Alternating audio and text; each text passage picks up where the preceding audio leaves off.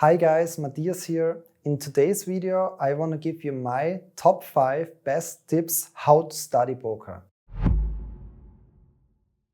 I think the number one most important thing happens before you actually study. First, you need to know what areas do you struggle with, where do you need to improve. Without that, you don't even have to think to begin studying. So how do I do it? There are multiple ways of doing it. If you're already a little bit more advanced and use programs like a tracker, then you can go in your poker tracker and you use stats. And then you can see in what areas are you not performing well. Same works a lot simpler as well. For example, you are playing in your local home game and you know you constantly have a situation pre-flop where you don't know what to do. Like what hand to call against the raise and what hand to fold against the raise. And the same on the flop. If you constantly struggle how to play against c-bets, if somebody c-bets so small, like how to play against it, should you attack it a lot with raising, then you know that's an area where you struggle. That's my number one tip. Assess the current situation. What is it that you think you need to improve?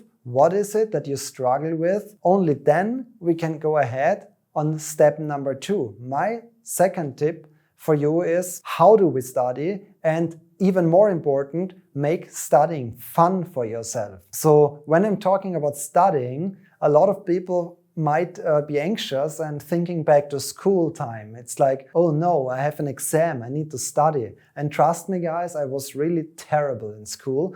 My issue was that I didn't enjoy studying there. Everything for me was boring in school. I was just not interested. And so I have actually a very negative connection around studying. But it changed over the years. Studying in poker, this can be fun. You can really enjoy studying. I enjoy studying as much as I enjoy playing sometimes. And it's all about finding the right way, finding a way to study for yourself that works. If you're the kind of guy who is very interested in solvers, then maybe that's the direction you want to go in. If you enjoy being subscribed to the platform and watching videos where the content is presented in a very nice way and understandable way for you, that's what you should go for. I think actually that might be the best for the majority of you, but as mentioned, find something individual for yourself that you enjoy. Also, what is very important, you found a way that you enjoy studying, you also need a game plan. How much do you actually play and when do you study? Think something about yourself. You want to take Monday for studying, or you want to study 3 times a week, half an hour each. Set yourself a target, make a game plan around it. Time, frequency, what is your ratio between playing and studying? And I think those are the 2 tips that are actually not going into a specific topic, just like in the planning stage. Assessing your mistakes and finding a game plan that you enjoy and when to study.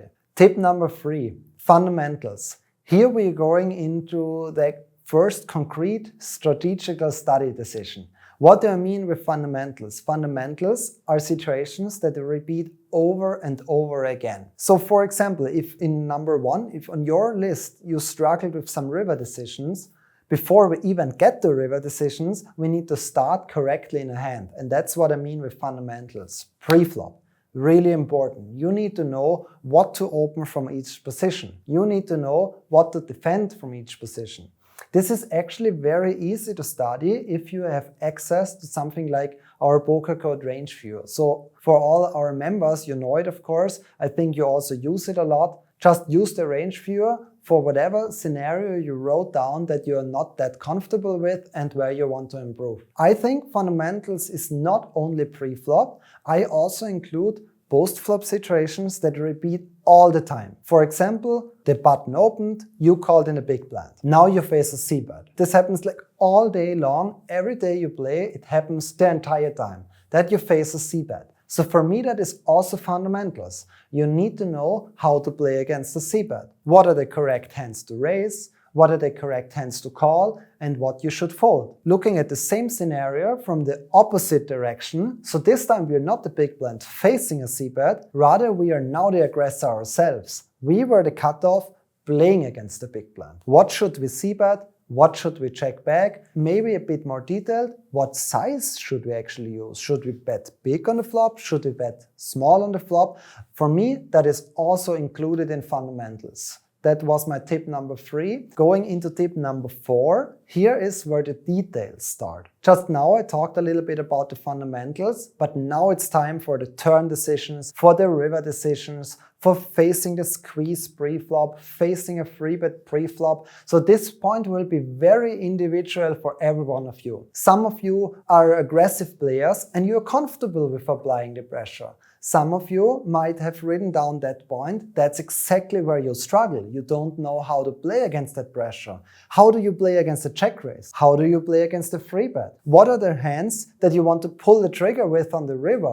What should you go all in with, right? So there are an infinite amount of more detailed scenarios. For me, this kind of studying is very motivating as well. It's a little bit like a toy game. I know it's like a detail here, and if I figure it out, for me this is like an aha moment. Oh, that's how it works, right? So I really enjoy this as well. For the fundamentals, I really think the best way is that you use our videos for all our members. And for everybody who is not a member, try to find maybe some free content on YouTube or consider making a subscription at a coaching platform. I really think this is a good way of studying.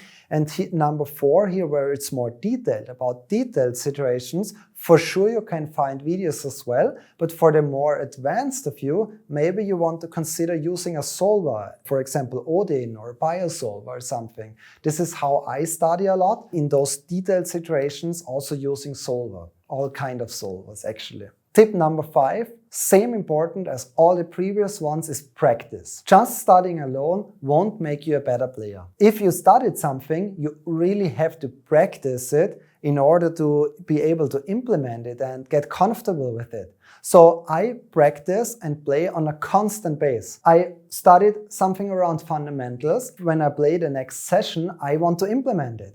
I'm thinking, okay, I learned that I need to 3-bet more, right? So the next session I'm playing, I really actively focus on finding those extra 3-bets that I just studied. When it was a more detailed area about finding a river call where I would previously have folded, in my next session, I want to practice it. I watch out very focused and careful. Before I fold on the river, I'm always asking myself, this time, maybe should I call? Is this something of what I studied? If one of your points was check raising the flop with, in your next practice session, make sure this is your focus. Before you automatically fold or call, always ask yourself, should I check raise this time? When I talk about practice, I'm not only talking about practice on the table, you can also practice off the table, especially if you have other friends that are involved in the poker. You can make quizzes to each other. For example, the pre-flop fundamentals, what to defend. You can look at the range viewer and ask each other, ask your friend, what is the worst queen that you should defend in the big blind if the button opens or whatever. Make a game out of it, make it fun.